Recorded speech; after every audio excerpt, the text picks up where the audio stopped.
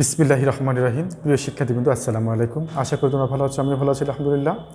আজকে নতুন আরেকটু ভিডিও নিয়ে উপস্থিত হলাম এবং আজকে ভিডিওতে আমি আলোচনা করব রসায়ন দ্বিতীয় পত্রের তৃতীয় অধ্যায় অর্থাৎ পরিমাণগত রসায়ন একটি গুরুত্বপূর্ণ টপিকস, সেটা হচ্ছে আয়োডিমিতি এবং আয়োডোমিতি নিয়ে। কেমন? তো যাই হোক, আমরা চলে যাই আলোচনায়। আয়োডিমিতি কী? আয়োডিমিতি হচ্ছে যে পরমাণ আয়োডিন দ্রবণের সাহায্যে অন্য কোনো পদার্থের ঘনমাত্রা নির্ণয় করার পদ্ধতিকে বলা হচ্ছে আয়োডিমিতি। তো টাইট্রেশনে আমরা শিখেছিলাম যে কি, যে একটা দ্রবণের সাহায্যে আরেকটা দ্রবণের ঘনমাত্রা নির্ণয় করা যায় উপযুক্ত নির্দেশকের উপস্থিতিতে। তো এক্ষেত্রে মনে করো সোডিয়াম থায়োসালফেটের ঘনমাত্রা আমাদের জানা ছিল না। সোডিয়াম থায়োসালফেটের ঘনমাত্রা আমরা নির্ণয় করব কার সাহায্যে? আয়োডিনের সাহায্যে, কারণ আয়োডিনের ঘনমাত্রা আমাদের জানা আছে। তাহলে কি প্রমাণ আয়োডিন দ্রবণের সাহায্যে। কেন প্রমাণ দ্রবণ কাকে বলে? যে দ্রবণের ঘনমাত্রা জানা থাকে তাকে কি বলা হয়? প্রমাণ দ্রবণ। আয়োডিনের ঘনমাত্রা আমাদের জানা আছে, ধরলাম 0.1 মোলার। এই আয়োডিন দ্রবণের সাহায্যে সোডিয়াম থায়োসালফেটের দ্রবণের ঘনমাত্রা নির্ণয় করব। এটা হচ্ছে আসলে আয়োডিমিতি। কেমন? আর আয়োডোমিতিটা কি? আয়োডোমিতি হচ্ছে যে বিক্রিয়ায় উৎপন্ন আয়োডিনের ঘনমাত্রা অন্য কোনো পদার্থের সাহায্যে নির্ণয় করব, সেটা হচ্ছে আসলে আয়োডোমিতি। কেমন? মনে করো এখানে আমি কপার সালফেট এবং পটাশিয়াম আয়োডাইড নিয়েছিলাম কনিক্যাল ফ্লাক্সে, এরা বিক্রিয়া করে আয়োডিন তৈরি করছে। এই আয়োডিনের ঘনমাত্রা আমি নির্ণয় করব প্রমাণ সোডিয়াম থায়োসালফেট দ্রবণের সাহায্যে। কেমন? তাহলে কি বিক্রিয়ায় উৎপন্ন আয়োডিনের ঘনমাত্রা প্রমাণ সোডিয়াম থায়োসালফেট অর্থাৎ অন্য কোনো বিজারক পদার্থের মাধ্যমে নির্ণয় করার পদ্ধতিকে বলা হচ্ছে আসলে আয়োডোমিতি। কেমন? তাহলে আয়োডিমিতি এবং আয়োডোমিতি মনে রাখবো কীভাবে? আয়োডি অর্থাৎ এখানে আয়োডিনকে প্রাধান্য দেওয়া হলো, তাহলে আয়োডিনের সাহায্যে অন্য কোনো পদার্থের ঘনমাত্রা নির্ণয় করার পদ্ধতি, এটা হচ্ছে আয়োডিমিতি। আর বিক্রিয়ায় উৎপন্ন আয়োডিনের ঘনমাত্রা অন্য কোনো পদার্থের সাহায্যে নির্ণয় করার পদ্ধতিকে বলা হচ্ছে আয়োডোমিতি। কেমন? তাহলে আয়োডোমিতি কি এবং আয়োডিমিতি কি আমাদের জানা হলো। এবার আমরা যেটা পড়ব যে আয়োডোমিতি পদ্ধতিতে কপারের পরিমাণ নির্ণয়ের মূলনীতি। তো প্রিয় শিক্ষার্থীবৃন্দ, আমাদের এবারে আলোচনার বিষয় হচ্ছে যে আয়োডোমিতি পদ্ধতিতে কপারের পরিমাণ নির্ণয়ের মূলনীতি, অর্থাৎ কপারের পরিমাণ আমরা নির্ণয় করব। তো আমরা যে দ্রবণে কপারের পরিমাণ নির্ণয় করব, অর্থাৎ সেখানে কপার সালফেট লবণ থাকবে। তো এই কপার সালফেটের সাথে আমরা কি করব? পটাশিয়াম আয়োডাইড যোগ করব। যেহেতু আয়োডোমিতিটা কি বিক্রিয়া উৎপন্ন আয়োডিনের ঘনমাত্রা নির্ণয় করার পদ্ধতি হচ্ছে আয়োডোমিতি, তো সেক্ষেত্রে আমরা কি করব? কপার সালফেট এবং পটাশিয়াম আয়োডাইড একটা কনিক্যাল ফ্লাক্সে নেব। কপার সালফেট এবং পটাশিয়াম আয়োডাইড নিলে কী হবে? একটা বিক্রিয়া সংঘটিত হবে। বিক্রিয়া কী তৈরি হবে? আয়োডিন। এই বিমুক্ত আয়োডিনকে টাইট্রেট করতে আমাদের সোডিয়াম থায়োসালফেট টাইট্রেট করব। ধরলাম টাইট্রেট করতে আমাদের প্রয়োজন হলো y মিলিলিটার এবং সোডিয়াম থায়োসালফেটের ঘনমাত্রা হচ্ছে x মোলার। তাহলে আমরা কি করব? যে ধরি নির্দিষ্ট আয়তনের কপার সালফেট এবং পটাশিয়াম আয়োডাইডের বিক্রিয়ায় উৎপন্ন আয়োডিনকে টাইট্রেট করতে y millilitre x molar sodium thiosulphate প্রয়োজন হলো। কেমন? অর্থাৎ সোডিয়াম থায়োসালফেটের ঘনমাত্রাটা কত? এর ঘনমাত্রা হচ্ছে সোডিয়াম থায়োসালফেটের ঘনমাত্রা হচ্ছে কত? x molar. আর টাইট্রেট করতে আমাদের সোডিয়াম থায়োসালফেট লাগবে কত? ধরলাম এখানে আসলো, এটা হচ্ছে কত? y millilitre. তাহলে আয়তন কত লাগলো? আয়তন লাগলো হচ্ছে y মিলিলিটার। কেমন? তাহলে এই যে আমরা কপার সালফেট এবং পটাশিয়াম আয়োডাইড বিক্রিয়া ঘটালো এবং আয়োডিন তৈরি হলো, এই আয়োডিন টাইট্রেট করতে সোডিয়াম থায়োসালফেট একটা নির্দিষ্ট পরিমাণ লাগলো। তো এখানে কিছু বিক্রিয়া সংঘটিত হবে, আমরা বিক্রিয়াগুলো একটু দেখে নেই। বিক্রিয়াগুলো হচ্ছে এরকম। তো এই বিক্রিয়া দেখতে পাচ্ছি আমরা যে 1 মোল আয়োডিন তৈরিতে কপার সালফেট লাগতেছে 2 মোল। হ্যাঁ, আবার 1 মোল আয়োডিনকে টাইট্রেট করতে সোডিয়াম থায়োসালফেট লাগতেছে কত? 2 মোল। তাহলে কি এখানে 2 মোল 1 মোল আয়োডিনের সঙ্গে বিক্রিয়া করে, আবার 1 মোল আয়োডিন তৈরিতে কপার সালফেট লাগে কত? 2 মোল। তাহলে আমরা কি লিখতে পারি? তাহলে আমরা কি লিখতে পারতেছি যে 2 মোল সোডিয়াম থায়োসালফেট বিক্রিয়া করছে কত? 1 মোল আয়োডিনের সাথে। আর 1 মোল আয়োডিন তৈরিতে কপার সালফেট লাগতেছে কত? 2 মোল। কেমন? যে তিনটা যেহেতু সমতুল্য, তাহলে আমরা বিক্রিয়া উৎপন্ন আয়োডিনের ঘনমাত্রা নির্ণয় করব, কিন্তু আয়োডিনের প্রয়োজন নেই। আমরা কিন্তু নির্ণয় করতেছি যে কপারের পরিমাণ। তাহলে আয়োডিনকে আমরা বাদ দিব। তাহলে আয়োডিনকে যদি আমরা বাদ দিই তাহলে আমরা কী পাবো? তাহলে আমরা কী পাবো? 1 মোল সোডিয়াম থায়োসালফেট ইকুইভ্যালেন্ট 1 মোল কপার সালফেট। কেমন? তো প্রিয় শিক্ষার্থীবৃন্দ, আমরা এবার একটা জিনিস সেটা জানি, সেটা হচ্ছে যে তাহলে আমরা এখন এটা কী লিখতে পারি? যে 1000 millilitre 1 molar sodium thiosulphate equivalent 1 মোল কপার 2 প্লাস। কীভাবে? আমরা জানি যে 1000 মিলিলিটার 1 মোলার মানে কি? 1 মোল পার লিটার, অর্থাৎ 1 লিটার বা 1000 মিলিলিটারে সোডিয়াম থায়োসালফেট আছে কত 1 মোল। তা এর 1 মোল সমান এর কত 1 মোল। কিন্তু আমরা তো কপার সালফেটের পরিমাণ নির্ণয় করছি না, আমরা কার পরিমাণ নির্ণয় করছি, আমরা নির্ণয় করছি আসলে কপার 2+ পরিমাণ। তাহলে আমরা কী লিখবো যে 1 মোল কপার 2+।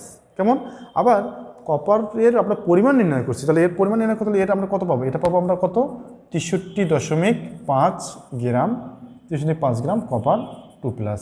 অর্থাৎ 1000 মিলিলিটার 1 মোলার সোডিয়াম থায়োসালফেট সমতুল্য হচ্ছে কত 63.5 গ্রাম কপার 2+। তাহলে আমরা এখন এটা কী লিখতে পারি, আমরা লিখতে পারি যে 1 মিলিলিটার 1 মোলার সোডিয়াম থায়োসালফেট সমান কত, আমরা লিখতে পারি 63.5 ভাগ 1000 গ্রাম কপার 2+। তো এখন আমাদের এই কপার এখানে যে আয়োডিনকে টাইট্রেট করতে সোডিয়াম থায়োসালফেট লাগলে কত x মোলার আর কত y মিলিলিটার। তাহলে আমরা কি লিখতে পারবো, আমরা লিখতে পারবো যে y মিলিলিটার কত x মোলার সোডিয়াম থায়োসালফেট সমান কত, আমরা লিখতে পারবো যে 63.5 গুণন x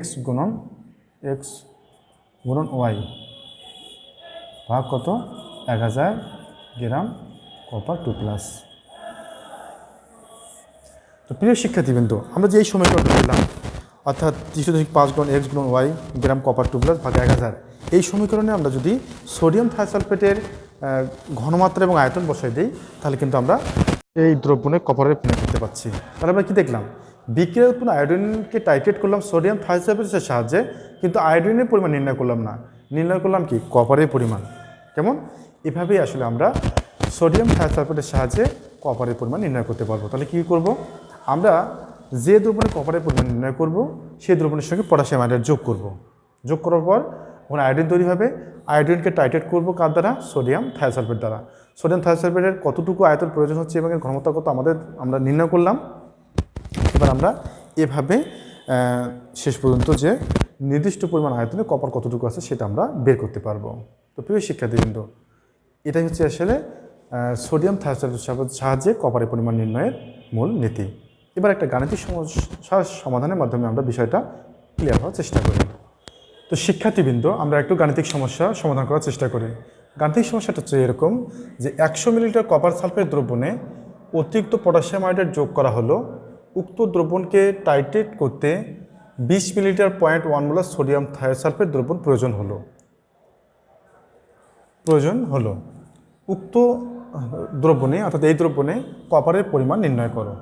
কেমন, তো আমরা যেহেতু কপারের পরিমাণ নির্ণয় করতে বলছে, তাহলে কি বলছে 100 মিলিলিটার কপার সালফেট দ্রবণ, আমরা এখানে 100 মিলিলিটার কপার সালফেট দ্রবণ নেব, ওখানে অতিরিক্ত পরিমাণ পটাশিয়াম আয়োডাইড যোগ করতে বলছে। পটাশিয়াম আয়োডাইড যোগ করার পর কি একে টাইট্রেট করতে সোডিয়াম থায়োসালফেট লিখছে কত 25 মিলিলিটার, ঘনমাত্রা কত 0.1 মোলার।